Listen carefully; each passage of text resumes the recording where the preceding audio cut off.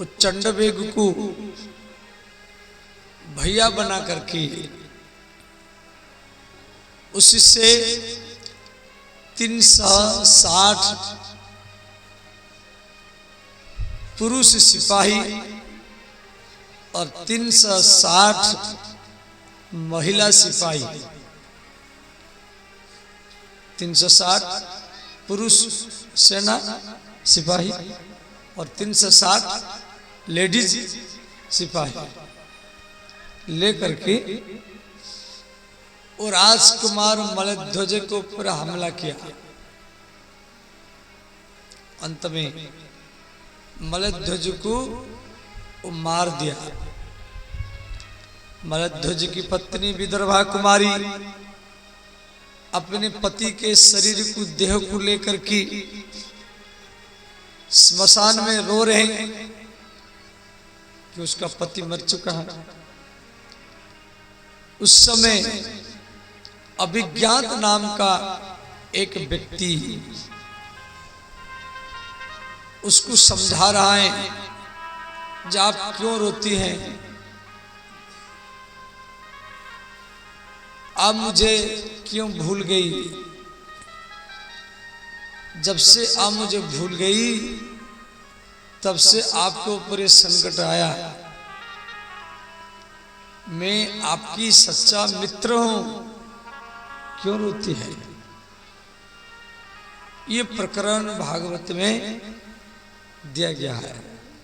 इसका नाम है पुरंजन उपाख्याना। अब इसका जो वास्तविक अर्थ है वो आप ध्यान देकर के सुने।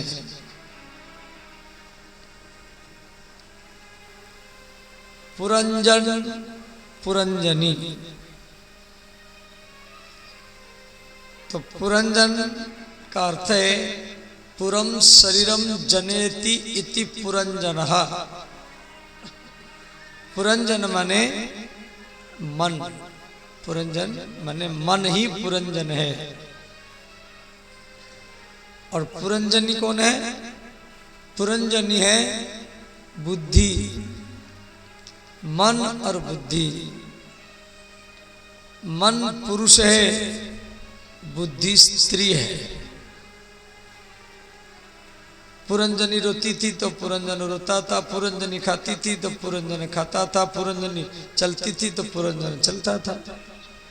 बुद्धि कहेगी रोने के लिए तो मन रोएगा, बुद्धि कहेगी चलने के लिए तो मन चलेगा, बुद्धि कहेगी खाने के लिए तो मन खाएगा, बुद्धि कहेगी सोने के लिए तो मन सोएगा। क्यों? मन बुद्धि का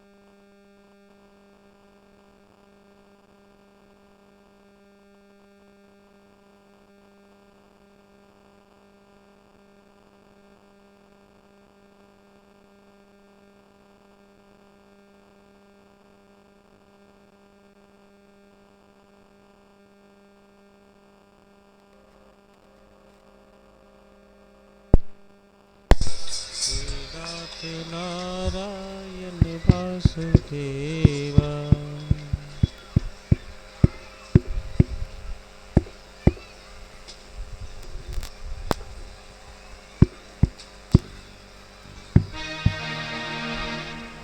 तो ध्यान देना,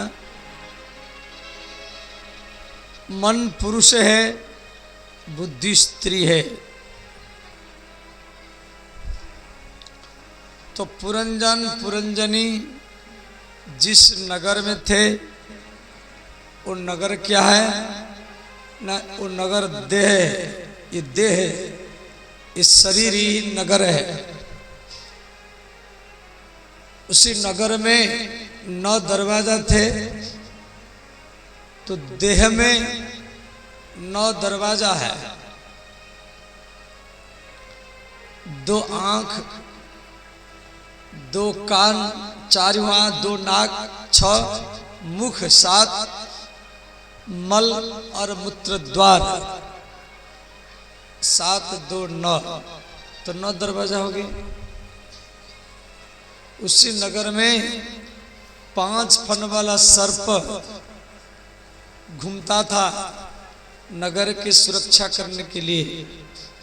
तो ये 5 फन वाला सर्प क्या है ना, 5 प्राण वायु। शरीर में 5 प्राण वायु है, प्राण, अपान, समान, व्यान और उदान। जो सांस लेते हैं ये छाती तक जाता है, इसका नाम है प्राण वायु। छाती से नाभि तक ये है समान वायु। नाभि से मलद्वार तक ये है आपान वायु। भोजन को पचाना ये है व्यान वायु का काम। बोलना चलना ये है उदान वायु का काम। तो सबके देह में ये 5 प्रकार की वायु हरदम काम करता रहता है। पुरंजन पुरंजनी जब चलते थे, उनके बाएं और दाएं तरफ 5-5 सिपाही उनकी सुरक्षा करते थे। तो ये 5-5 सिपाही क्या ना, पंच कर्मेंद्री और पंच ज्ञानेन्द्री। तो पंच ज्ञानेन्द्र क्या है, आंख, नाक, जिह्वा, चर्म। तो आंख, नाक और कान, जिह्वा और चर्म, ये पंच ज्ञानेन्द्री। आंख का काम देखना, कान का काम सुनना, नाक का काम सूंघना और जिह्वा का काम है चखना, और चमड़ा का काम है स्पर्श करना। और पंच कर्मेंद्र क्या है, हाथ जिसमें हम काम करते हैं, पैर, मुख, मल और मूत्र द्वार। तो जरा नाम की स्त्री उस सबके साथ शादी करना चाहती थी, उसी से कोई शादी नहीं करता था। इसका क्या अर्थ है, जरा मने बुढ़ापा, वृद्धावस्था। कोई भी व्यक्ति वृद्ध बनना नहीं चाहता है। हर स्त्री के अंदर में इच्छा होती है मैं युवती बनकर की रहूंगी। हर पुरुष के अंदर में इच्छा होती है मैं जवान बनकर की रहूंगा, वृद्ध नहीं होऊंगा। परंतु न चाहने पर भी वो धीरे धीरे धीरे धीरे वो वृद्ध बूढ़ा वो बन ही जाता है, न चाहने पर भी। तो जरा मने बुढ़ापा। वह जरा नाम की स्त्री सबके साथ शादी करना चाहती थी, परंतु उससे कोई शादी नहीं करता था। माने बुढ़ापा सबके ऊपर आता है, परंतु कोई बूढ़ा वृद्ध बनना नहीं चाहता है।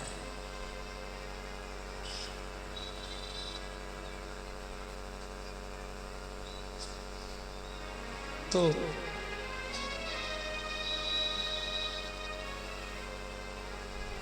घड़ी समझ गए? घड़ी, घड़ी सबके हाथ में है,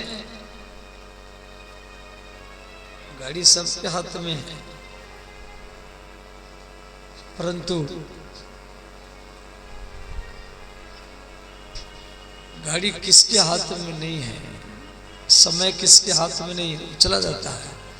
घड़ी मैंने समय, हम तो हाथ में घड़ी लगाते हैं, परंतु वो घड़ी किसके हाथ में नहीं है, वो समय वो चला जा रहा है। तो चंडवेग, चंडवेग कौन है? न मृत्यु है, चंडवेग माने मृत्यु काल।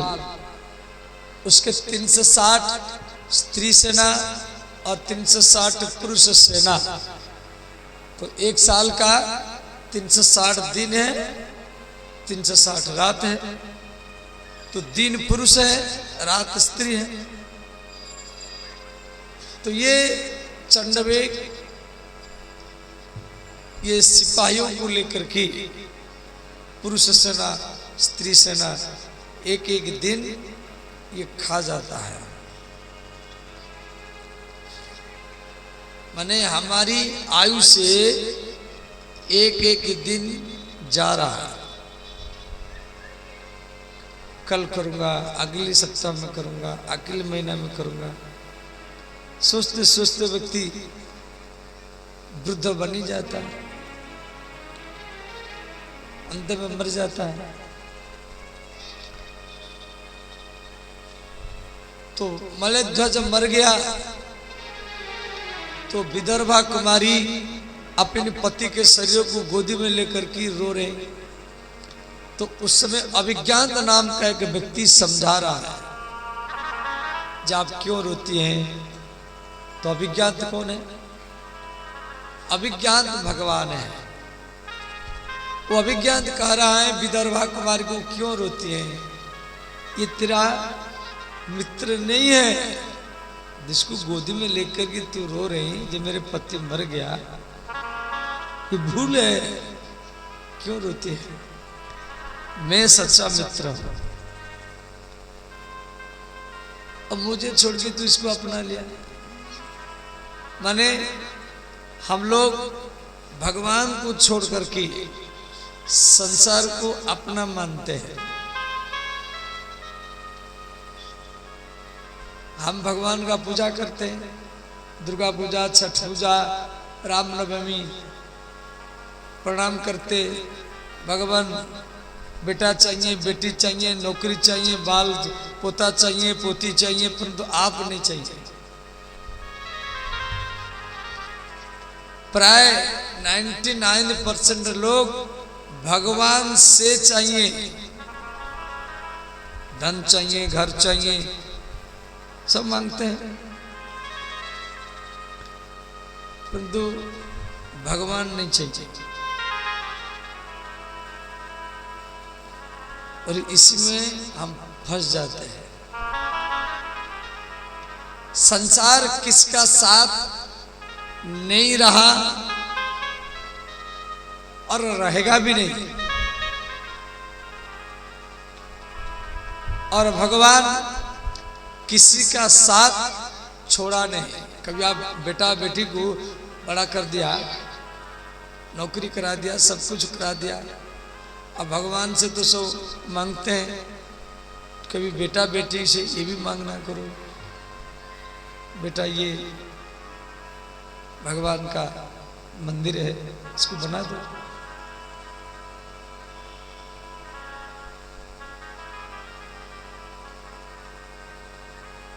या यहाँ एक पंखा लगा दो मंदिर में।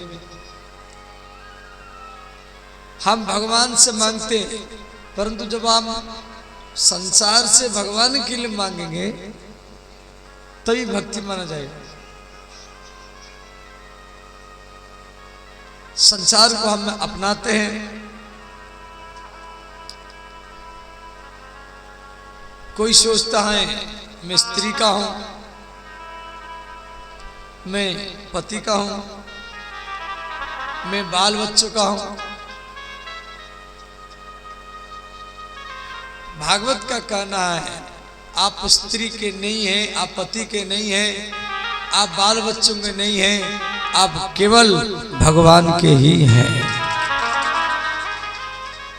ध्यान देना, आप अपना को जिसी का मानेंगे आपका मन उधर ही भागेगा। आप पूजा करो या गंगा नहाओ, कुछ भी कर लो, यदि आप अपना को बेटा का मानेंगे, मैं बेटा का हूं, तो आप बेटा के लिए रुपया लगाएंगे, समय भी लगाएंगे, और आपका मन उसको और बार बार भागेगा। भगवान को पूजा करेंगे तो भी बेटा के लिए मांगेंगे। और कोई सोचेगा मैं स्त्री का हूं तो उसका मन स्त्री को और भागेगा। कोई सोचेगा मैं पुरुष का हूं, उसका मन पुरुष की ओर भागेगा। कोई सोचेगा मैं किसी प्रेमी या प्रेमिका का हूं, वो शादी करने पर भी उसका मन दूसरी पुरुष दूसरी स्त्री को ओर जाएगा, तो उसको अपना मान लिया है। कितना भी समझाओ वो छुप छुप करके बात करेगा, छुप छुप करके मिलने के लिए जाएगा। कोई सोचेगा मैं रुपया का हूं तो उसका मन रुपया की ओर भागेगा। कोई सोचेगा मैं सम्मान प्रतिष्ठा का हूं तो उसका मन सम्मान प्रतिष्ठा की ओर भागेगा। और जो भीतर से भगवान का है तो उसका मन भगवान की ओर ही भागेगा।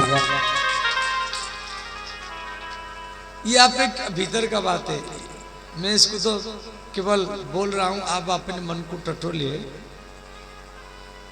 आप भीतर से जिसको होंगे आपका मन उधर ही भागेगा।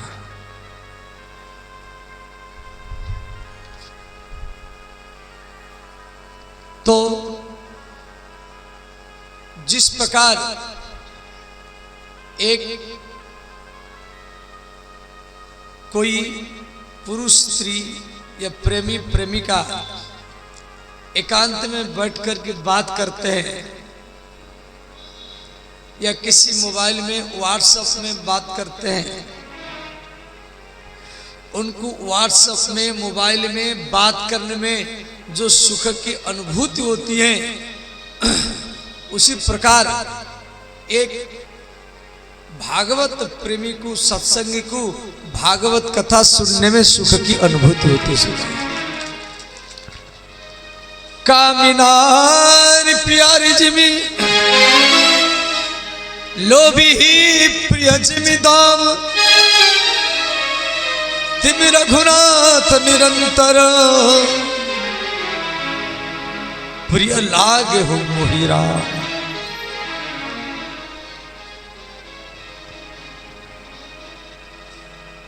तो हमको अपना को संसार में रही अच्छा है, परंतु अपना को संसार का बनाना नहीं है, अपना को भगवान का बना करके रखना है और संसार में रहना है। बाल बच्चे पत्नी के बीच में रहिए, परंतु अपना को भगवान का बना करके रखिए।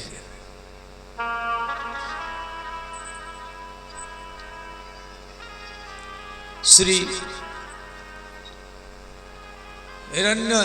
हिरण्याक्ष मरने के बाद में हिरण्यकश्यप वैकुंठ में गया भगवान को मारने के लिए, उसको भगवान नहीं मिले। तो हिरण्यकश्यप पृथ्वी पर आया, गुरु शुक्राचार्य जी के पास गया। शुक्राचार्य जी बोले आप अमर वर प्राप्त करो। तो हिरण्यकश्यप की पत्नी के नाम एक क्रियाधु। हिरण्यकश्यप अपनी पत्नी का, देवी आपके घर में एक बालक है, जब ये जन्म होगा तो उसका नाम प्रहलाद ही रखना। इतना कहकर के हिरण्यकश्यप पूर्णिया से बांका जिला में गया। हिरण्यकशिपु का राजधानी पूर्णिया जिला है और ये गया बांका जिला, भागलपुर के आगे वहां मंदार पर्वत है। उसी पहाड़ के ऊपर में हिरण्यकशिपु गुफा है, जो गए होंगे देखे होंगे। वहां तपस्या करने के लिए गया। इंद्र हिरण्यकशिपु की राजधानी में हमला किया और क्रयादु को बंदी बना करके आकाश मार्ग में ले रहा था। तो नारद जी मिले। नारद जी बोले, इसको लेकर ही कहाँ जा रहा है? इंद्र ने कहा, इसके गर्भ में शत्रु का बालक है, मैं इसको मारूंगा। नारद जी बोले, नहीं नहीं, इसके गर्भ में भगवान का भक्त है, इसके कारण हिरण्यकशिपु का मृत्यु होगा। तो इंद्र प्रसन्न होकर के छोड़ दिया। तो नारद जी प्रहलाद को, ये क्रयादु को ला करके एक आश्रम में रखे और माता क्रयादु को भागवत कथा सुनाया। और प्रहलाद जी उस समय गर्भ में थे। प्रहलाद जी गर्भ में रह करके भागवत कथा सुन लिए। अभिजीत मुहूर्त में श्री प्रहलाद जी का जन्म हुआ। बोले श्री प्रहलाद जी महाराज की जय। इधर हिरण्यकशिपु ने इतना कठोर तपस्या किया। भागवत में उसके तपस्या के बारे में पूरा एक अध्याय दिया गया। वो एक पैर में खड़ा हो गया, दोनों हाथ ऐसे उठा लिया, एक पैर में खड़ा होकर के ओम ब्रह्मणे नमः, ओम ब्रह्मणे नमः, इस प्रकार तपस्या किया। उसके शरीर में माने आंधी तूफान गरीब ऐसे खड़ा होकर के दिन रात साल महीना तपस्या करता रहा। उसकी शरीर में चींटी चढ़े, चींटी, और चींटी उसके आंख को खा गए। चींटी उसके नाक में घुस करके उसकी पेट के भीतर में चले गए और उसके जो पेट के भीतर में जो नस है, आंती है, मांस, वो सब चींटी चाट गए। बाहर में चमड़ा को भी चाट गए, भीतर में नस मांस सब खून वगैरह। इतना कठोर तपस्या, सब देवता लोग भयभीत हो गए।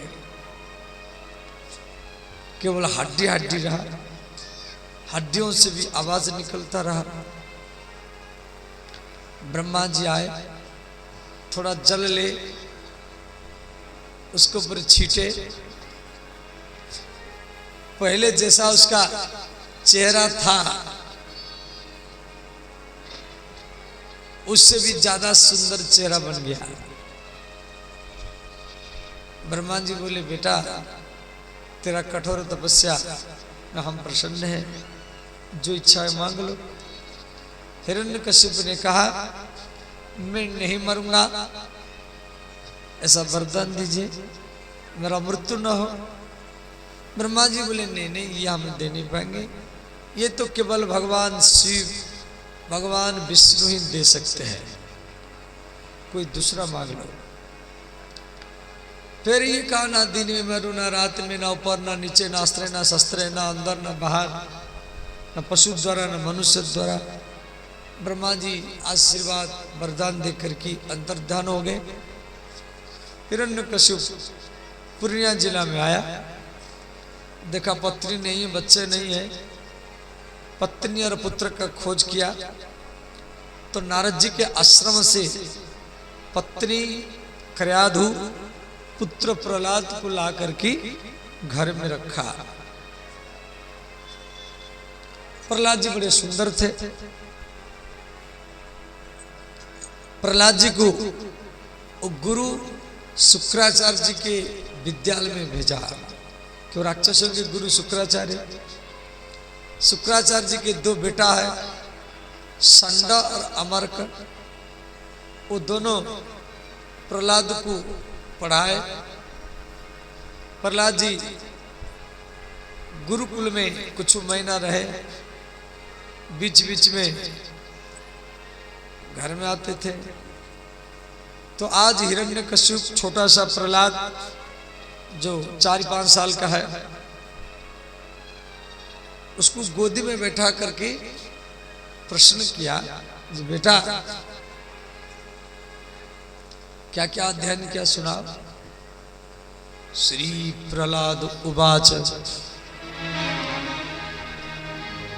श्रवणं कीर्तनं विष्णु स्मरणं पादसेवनं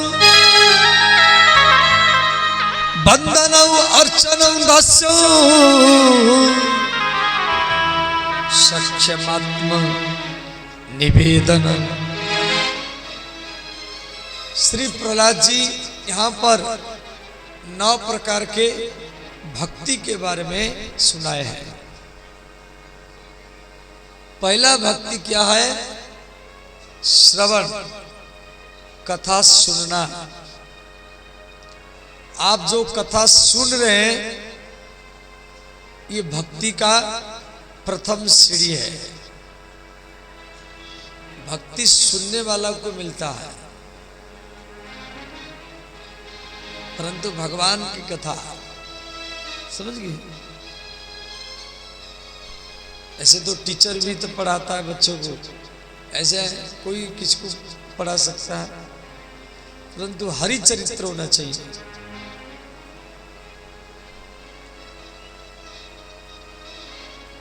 देखो,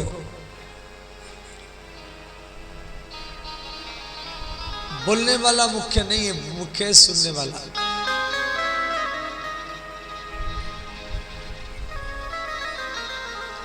आप 3-4 घंटा तक कथा सुनते हैं, आप 3 घंटा फिल्म देखो, ध्यान देना, 3 घंटा आप फिल्म देखो, तो सोते समय में वो फिल्म का चित्र आपको याद आएगा, वो हीरो हीरोइन का याद आएगा। 3-4 घंटा आप क्रिकेट देखो,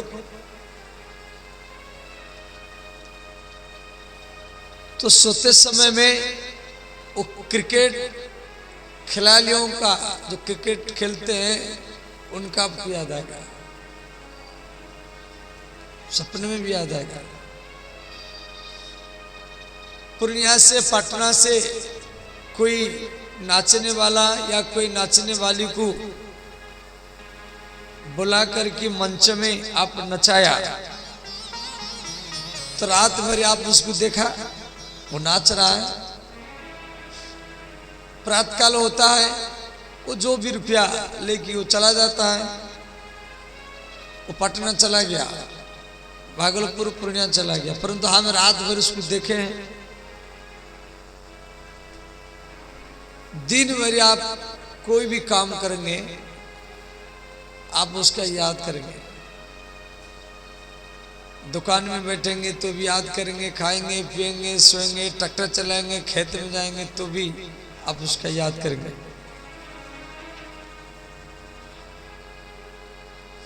मन बिगड़ गया। और 3-4 घंटा आप भागवत सुनकर के जाएंगे तो रास्ता में जाएंगे तो भी आपका मन ये मंच में रहेगा। यहां से जाकर के सोएंगे तो भी आपका मन भागवत में रहेगा। स्वप्न में भी भागवत याद आएगा। सुबह जागेंगे, काम करेंगे, दुकान में जाएंगे, स्कूल कॉलेज में जाएंगे, तो भी आपका मन भागवत में रहेगा। कई अंतिम में ये पंडाल उखड़ जाएगा, हम भी चले जाएंगे, तो भी आपका मन भागवत में रहेगा। और मरते समय में जब भागवत का याद आएगा तो भगवत धाम को ही प्राप्त होंगे। व्यक्ति जिस चीज को देखेगा, जिस चीज को सुनेगा, वही चीज मरते समय में उसको याद आएगा। इसीलिए आपके मन को, आपके बुद्धि को, आपके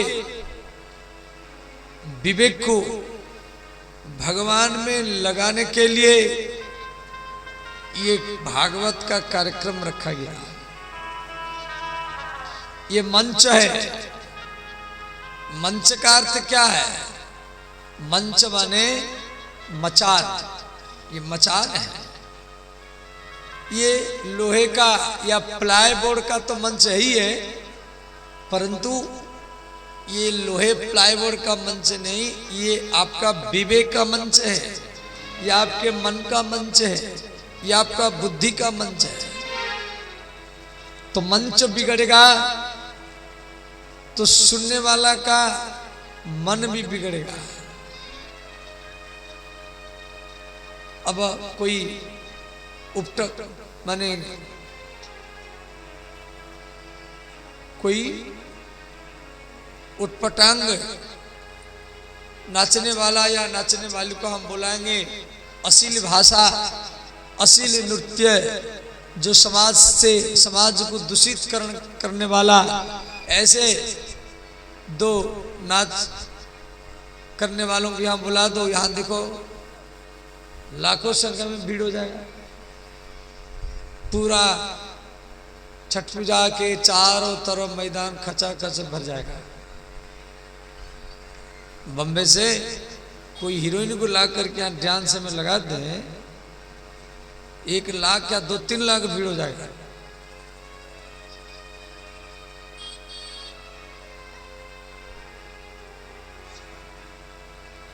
अब तो वो नाच करके चला गया, वो बम्बे चला गया, हवाई जहाज में बैठ के चला गया, परंतु वो देखने वालों के, सुनने वालों के मन में बैठ गया।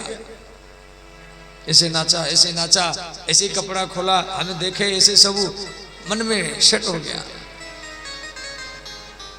मन में विषय, मन में भोग बुद्धि, संसार बुद्धि भर दिया। और आजकल के लड़के तो सब ऐसे होते हैं, मोबाइल में तो सब यही देखते हैं। और क्या देखते हैं लड़के लड़कियां? अब मोबाइल ये सबसे बड़ा कलयुग है। मोबाइल रखिए, मना नहीं है, परंतु अच्छा बात सुनिए, अच्छा बात देखिए। तो श्रवणम कीर्तनम विष्णु, तो श्रवण भक्ति का आचार्य परीक्षित, कीर्तन भक्ति का आचार्य सुखदेव जी,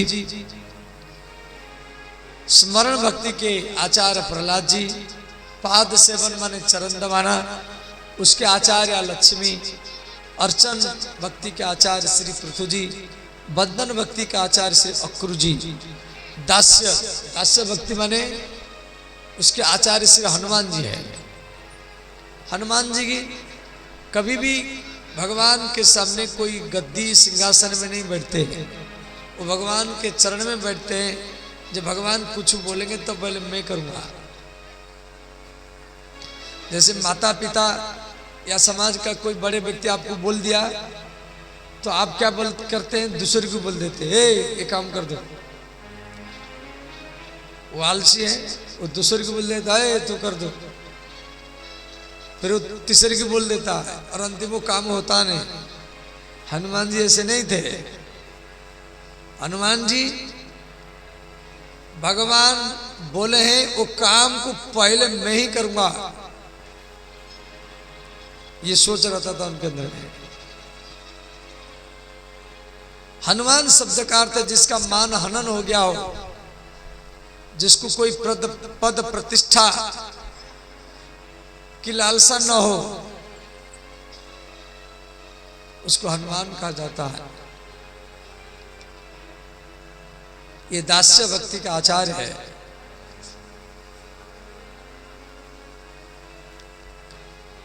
इसलिए हनुमान जी का मंदिर समाज में ज्यादा है।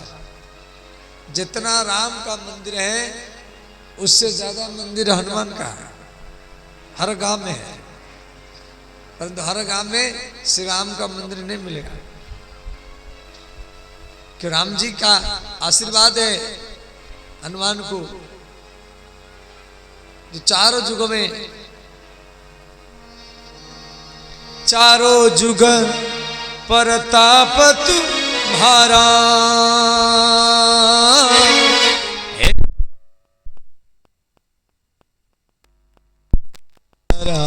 राम सिया राम जय जय राम, राम सिया राम जय जय राम। साधु संत के तुम रखवारे,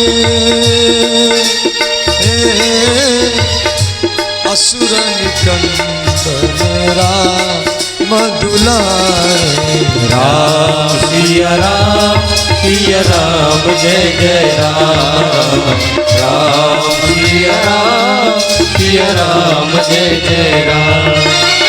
सब गाइए, दोनों हाथ उठाकर गाइए।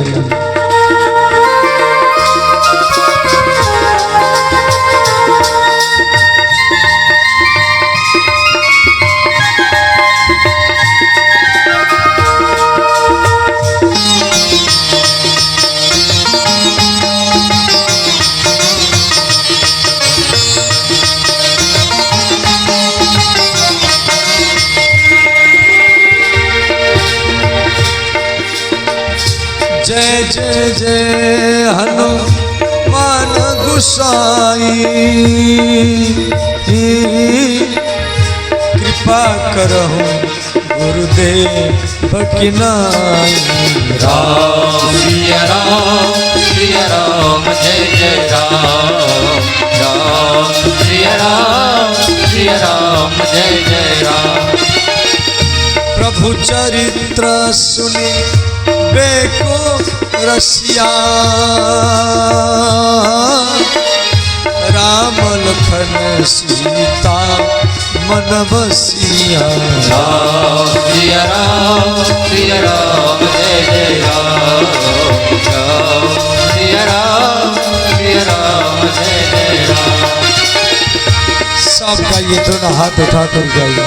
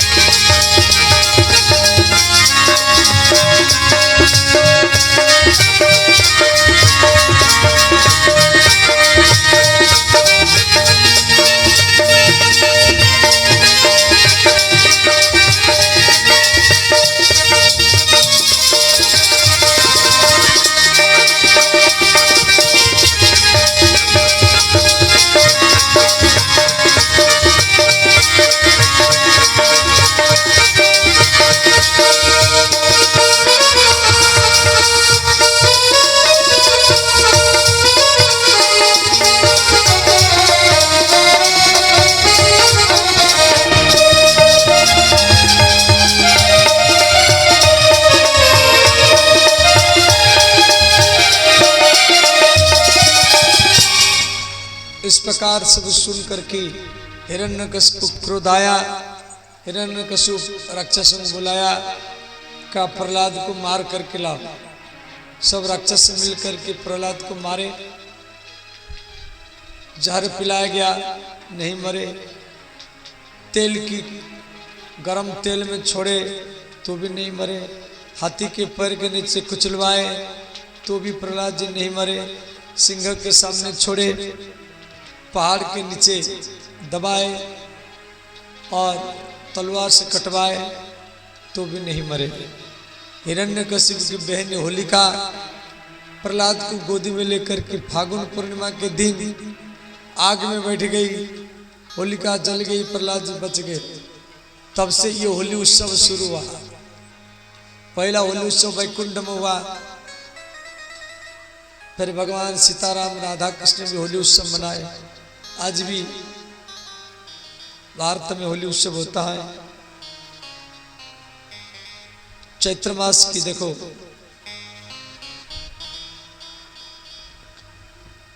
पहला होली होता है बरसाना में, फागुन मास शुक्ल पक्ष नवमी को। दशमी को होली होता है नंदगांव में, एकादशी को होली होता है वृंदावन में, द्वादशी त्रयोदशी चतुर्दशी पूर्णिमा, उसके बाद में होली होता है संपूर्ण भारत में। जब पूरा भारत का होली समाप्त हो जाता है तो फिर शुरू होता है बलराम जी का होली।